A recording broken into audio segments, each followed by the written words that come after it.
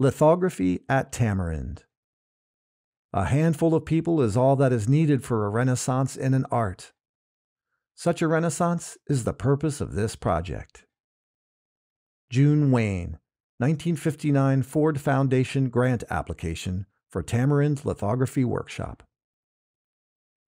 In 1959, artist June Wayne traveled to Paris to collaborate with French master printer Marcel Drassier on the portfolio of lithographs John Donne, Songs and Sonnets. Frustrated with the lack of master printers in the United States, Wayne submitted a proposal to the Ford Foundation, seeking money to revitalize lithography nationally. In the summer of 1960, Tamarind Lithography Workshop opened its doors. Named after the street in Los Angeles, California, where Wayne's studio was located, Tamarind hosted residencies for artists to collaborate with and learn from master lithographers of Europe and later the United States. More than 150 artists created seminal work at Tamarind's unique environment over the next 10 years. In 1970, Tamarind Lithography Workshop became a part of the University of New Mexico School of Fine Arts. Wayne's vision to support the art of lithography continues at Tamarind Institute to this day. Its 2-year program trains printer fellow apprentices in the technical aspects of lithography. Apprentices have the opportunity to collaborate with graduate students at the University of New Mexico and work with professional artists who come to Tamarind from across the country. John Dowell at Tamarind Lithography Workshop. All of a sudden, I was in Los Angeles. I got on the airplane terrified, and I went, and they were paying me $100 a week. I was learning how to print, and an artist would come in, but it would be Sam Francis, Louise Nevelson, David Hockney, Nathan Oliveira that I'd be working with when I was right out of school. John Dowell. Tyler School of Art printmaking instructor Romas Viasulas was the first artist in residence at Tamarind Lithography Workshop in 1960. Viasulas was an important mentor to John Dowell at Tyler, where Dowell graduated with a split major in printmaking and ceramics in 1963. Viasulas recommended Dowell for advanced lithography training with artist Garo Antresian at the John Herron Art Institute in Indianapolis. After successfully completing training in March 1963, Dowell entered the Printer Fellow training program at Tamarind. He trained with technical directors Bohuslav Horak and Erwin Hollander and worked with over a dozen artists in residence.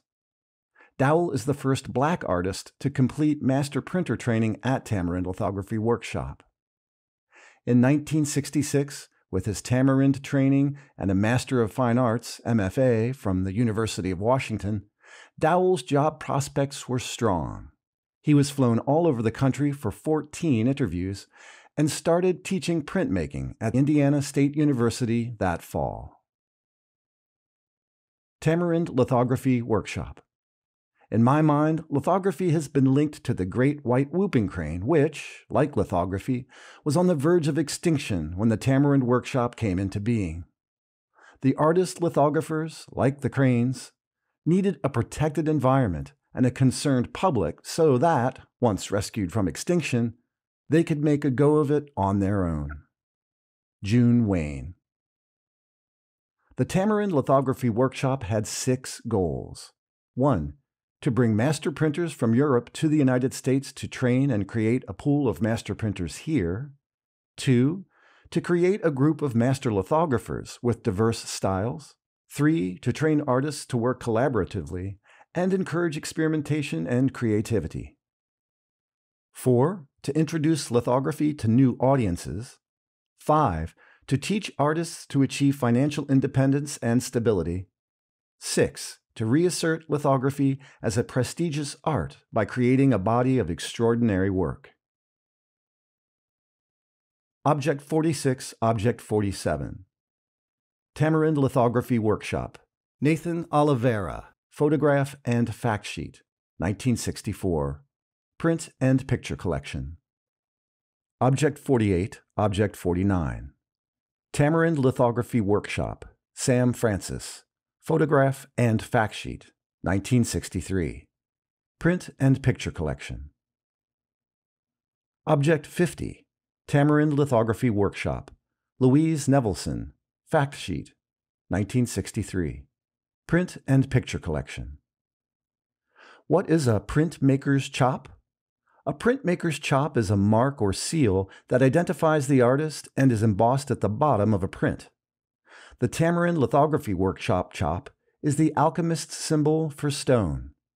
The inclusion of this chop mark identifies that a print was produced at Tamarind by a master printer. When Tamarind apprentice printers reach a level of professional proficiency, they design their own chop mark to be used alongside the Tamarind chop. Object 51. Tamarind Lithography Workshop.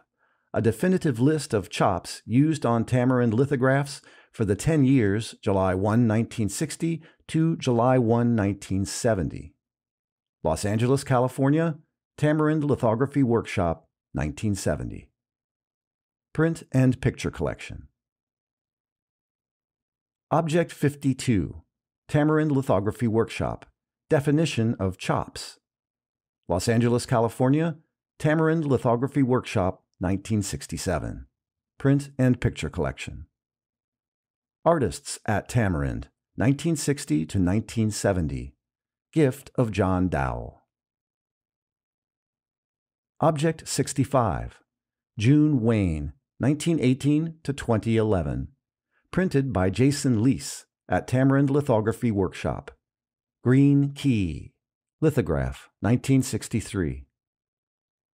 Founder of the Tamarind Lithography Workshop, June Wayne was a U.S. painter, printmaker, tapestry innovator, educator, and activist. Largely self-taught, she dropped out of high school at age 15 and had her first painting exhibit in 1935 at the age of 17. By 1938, she was employed as an artist for the WPA Easel Project in Chicago, part of the Federal Art Project. Moving to California in the 1940s, Wayne studied at Caltech, immersed herself in the California art scene, and discovered lithography through printer Linton Kistler. Her body of work is well represented in major museums and collections throughout the world, including the Art Institute of Chicago, the Bibliothèque Nationale de France, the British Museum, the National Gallery, and the Whitney Museum. Gift of John E. Dowell, Jr., 2000. Print and Picture Collection. Object 66. Sam Francis, 1923 to 1994. Printed by John Dowell at Tamarind Lithography Workshop. Untitled. Lithograph, 1963. California artist Sam Francis's work appeared in over 100 solo exhibitions during his lifetime and nearly 100 more since his passing in 1994. After World War II, he enrolled at the University of California's Berkeley campus, where he studied painting, but later developed an international reputation for his printmaking. Francis's body of work includes etchings, lithographs, and monotypes, many of which include elements highlighting his interest in Japanese cultures, specifically Zen Buddhism. Francis is also remembered as the founder of the Litho Shop and the Lapis Press. Gift of John E. Dowell, Jr., 2000. Print and Picture Collection. Object 67. Joseph Albers, 1888 to 1976. Printed by Kenneth Tyler at Tamarind Lithography Workshop. Untitled. Day and Night 3. Lithograph, 1963. Best known for his work as an abstract painter and a theorist, German-born artist and educator Joseph Albers discovered a new freedom in printmaking. His approach to color and drawing informs art education today. The homage to the square paintings and prints that he began in 1950 and continued until his death in 1976 are highly celebrated works of modern art. Albers taught at the Bauhaus until it closed under Nazi pressure in 1933. He and his wife, artist Annie Albers, were then invited to teach at Black Mountain College in North Carolina. In 1950, the couple headed to Yale University, where Albers chaired the Department of Design. Gift of John E. Dowell, Jr., 2000. Print and Picture Collection. Object 68. Junichiro Sekino, 1914 to 1988. Printed by John Dowell at Tamarind Lithography Workshop. Untitled. Lithograph, 1963. Born in northern Japan, Junichiro Sekino immersed himself in the study of printmaking from a young age. In middle school, he began a magazine devoted to poetry and prints, and at the age of 18, he created a folio of prints depicting insects. While most famous for his woodblock prints, Sekino also worked with lithography and etching, founding the Japanese Etchers Society in 1953. Well known for portraiture, Sekino also portrayed cityscapes, rural scenes, animals, still lifes, landscapes, and abstract works. Examples of his work can be found in the collections of many cultural institutions, including the Art Institute of Chicago, the Museum of Modern Art in New York, and the Museum of Fine Arts in Boston. Gift of John E. Dowell, Jr., 2000. Print and Picture Collection. Object 69. Louise Nevelson, 1899 to 1988. Printed by John Dowell at Tamarind Lithography Workshop. Untitled. Lithograph, 1963. Born in present-day Ukraine, Louise Nevelson was a U.S. sculptor known for her monumental and monochromatic wood wall pieces and outdoor sculptures. Philadelphia has two of her outdoor sculptures located at the James A. Byrne Federal Courthouse and the University of Pennsylvania. Her sculptures are typically painted in black or white. Before dedicating her life's work to sculpture, Nevelson dabbled in painting and printmaking. She was one of the first artists in residence at Tamarind and worked with a team of 5 printers, including John Dowell, over a period of 6 weeks to produce 26 editions. Nevelson remains one of the most important sculptors in the 20th century U.S. Gift of John E. Dowell, Jr., 2000. Print and Picture Collection. Object 70. Jesse Rychek, 1916 to 2005. Printed by John Dowell at Tamarind Lithography Workshop. Untitled. Lithograph, 1966. Born in Brooklyn, painter Jesse Rychek attended the new Bauhaus School in Chicago and the Académie Julian in Paris. During World War II, he served as a captain in the Army Corps of Engineers. He was an instructor of design at the University of Michigan, Ann Arbor, and an assistant professor at the Illinois Institute of Technology in Chicago. Beginning in 1953, he taught at University of California, Berkeley, first as a lecturer and eventually as a professor of design in the Department of Architecture and City and Regional Planning in the College of Environmental Design. Gift of John E. Dowell, Jr., 2000. Print and Picture Collection.